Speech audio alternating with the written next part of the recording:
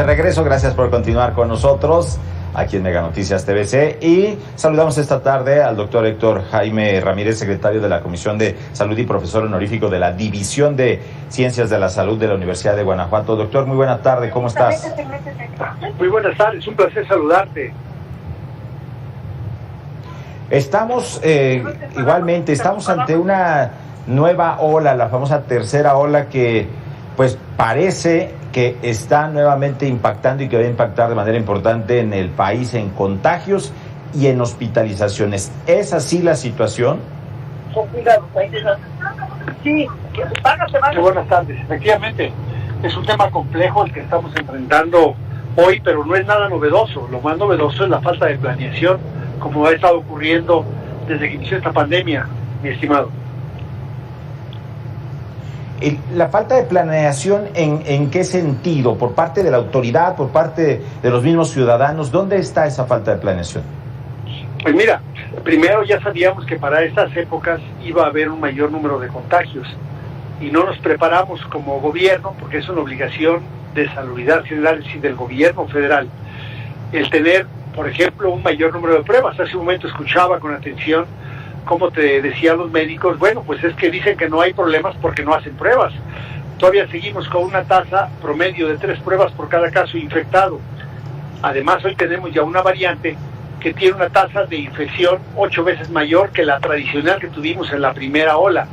Entonces, cuando hoy nos dice el gobierno federal que hay miles de casos nuevos por día, eso habría que por lo menos multiplicarlo por 8, y eso ha estado haciendo pues que las etapas de hospitalizaciones, las camas hospitalarias, los ventiladores, se empiece otra vez a llenar como ya había ocurrido.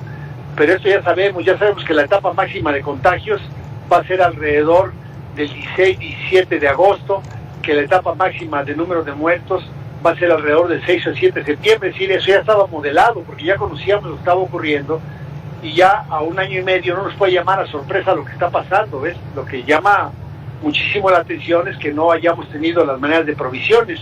Simplemente ayer por la noche están pidiendo que ahora haya otra vez la reconversión a camas COVID. Pues sí. ¿Hace cuánto que sabíamos esto? Sí. Ahora, otra situación, insisten en un regreso a clases de manera presencial, que porque los niños son menos propensos a contagiarse. ¿Esto es correcto? Pues mira, es que el gobierno federal ha sido un gobierno necio, y sus mensajes son los que han descontrolado a la propia población. Primero, tú recordarás que el año pasado, cuando se hizo la suspensión de actividades, también de manera irracional en su momento, porque había manera de modelarlo de manera indiferente, se publicaron en el periódico oficial la instancia adecuada para publicarlos, que es el Consejo de Salubridad General. Publicó aquellas actividades que se consideraban esenciales para que el país pudiera continuar. Sí. En aquel entonces, las actividades esenciales que estaban nunca fueron seguidas luego, por ejemplo, por la vacunación. Hoy, sin tener facultades, la Secretaría de Salud anuncia que van a poner ahora las clases como una actividad esencial. Quien es la entidad adecuada para hacerlo es el Consejo de Salubridad General, que ha sido borrado del mapa por el subsecretario López-Gatell y por este mecanismo de un manejo ideológico de la pandemia. Por supuesto que regresar a clases de manera genérica pareciera irracional. Lo que parece racional es que si vas a regresar a clases, verifiques que todo el ecosistema de salud alrededor de esos niños, esos padres y esa unidad educativa tengan las seguridades. Por ejemplo, si en el caso de una entidad educativa los padres ya están vacunados, los niños están protegidos, los maestros están vacunados, pues podrían regresar, ¿ves? No hay que estar tomando medidas genéricas para todos los estados. Lo que hoy hacen al publicar esto de que dice la Secretaría de Salud que van a ponerlo como actividad esencial, pues estaríamos esperando que el Consejo de Salubridad así lo determine, y que entonces, cuando lo clasifican así, no importa que sea el semáforo rojo. Si eso fuera cierto, entonces ¿por qué no vacunaron a los médicos, que era actividad esencial, a las enfermeras, que era actividad esencial, sí, a los de transporte, a ustedes mismos, a los medios de comunicación, que son actividad esencial para este país, y su voz, sus noticias y este riesgo que ustedes llevan diario en la calle para traernos a toda la ciudadanía la información adecuada y certera? Pues eso nos hace mucha falta, que también, por ejemplo, todos los comunicadores estuvieran vacunados. Doctor, debe haber más ciencia y menos decisiones por decreto, porque esto de declarar algo de actividad esencial no están involucrando la ciencia ni a los que están en los hospitales atendiendo casos. Por supuesto, por eso decíamos que era un manejo ideológico, ¿ves? Ahora basta que digan ya, pues hacer clases es actividad esencial y no importa que esté en rojo. A ver, entonces, ¿de qué valió este sacrificio de este país que durante casi 16 meses estuvimos batallando con qué comer, con qué divertirnos, con qué cuidar a los demás? Si basta un papelazo para que hoy digan que regresen los niños. Hasta ahorita, el costo social de la pandemia ha sido de las familias, de los miles de hogares hoy en luto, de los miles de mexicanos que perdieron sus empleos, perdieron la seguridad social y tuvieron que empeñar sus bolsillos, sus casas, sus recursos económicos para atenderse. Y esto lo evidenciamos hoy con los dictámenes que tú hiciste de saber hace unos momentos también. El Coneval ya determinó que el principal rezago social fue la falta de acceso al servicio de salud y la encuesta de ingreso y gasto de los hogares, que se aumentaron los gastos de los hogares de cuidados en la salud del 42%.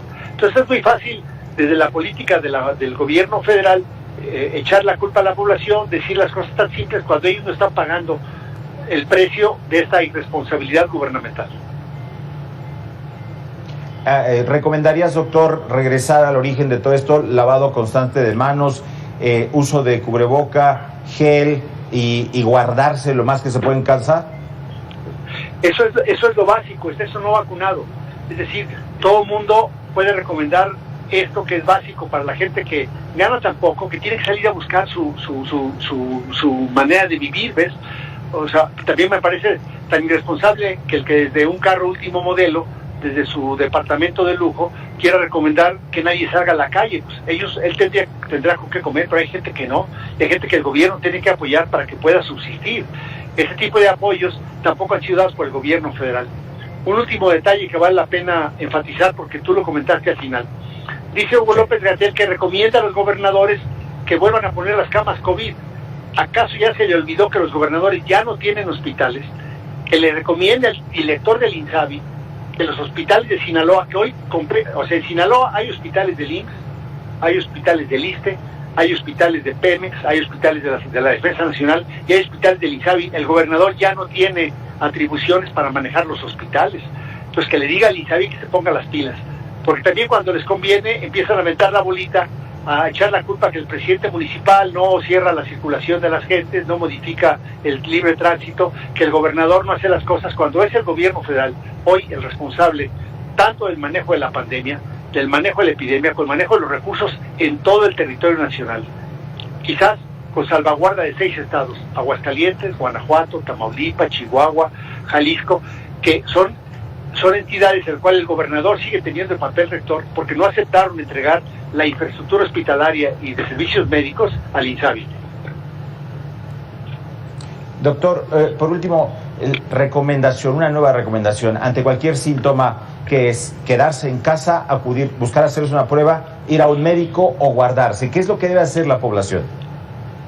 En el caso de que hubiera síntomas, hay que recurrir de inmediato a los servicios de salud.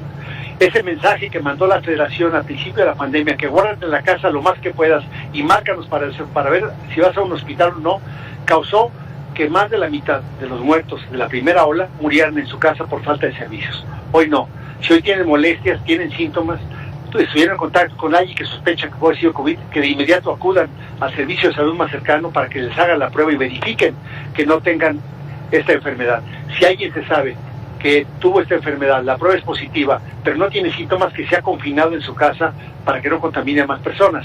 Y obviamente, si tiene la COVID y está con sintomatología, acudir a los servicios de salud, y si le dicen que vaya a casa, estar muy al pendiente de cuáles son los signos de alarma, que en esencia son 2. Uno es la baja oxigenación y otro es un gran malestar, ataque al estado general. Y por último, un tema clave hoy. A pesar de que la vacunación ha ido lenta, todavía yo he visto ya resistencias de gente que se va a ir de irse a vacunar. La única medida preventiva hoy potencialmente que te evita la muerte es la vacunación. Invitamos a toda la población a que se vacune. Después de vacunarse, lo demás depende de uno. Lo que tú acabas de decir en 2 ocasiones es lo válido: distancia social, uso de cubrebocas, lavado de manos. Pues, doctor Héctor Jaime Ramírez, secretario de la Comisión de Salud y profesor honorífico de la División de Ciencias de Salud de la Universidad de Guanajuato, muchas gracias por esta comunicación en esta tarde. Muchas gracias, hasta pronto. Gracias, hasta luego.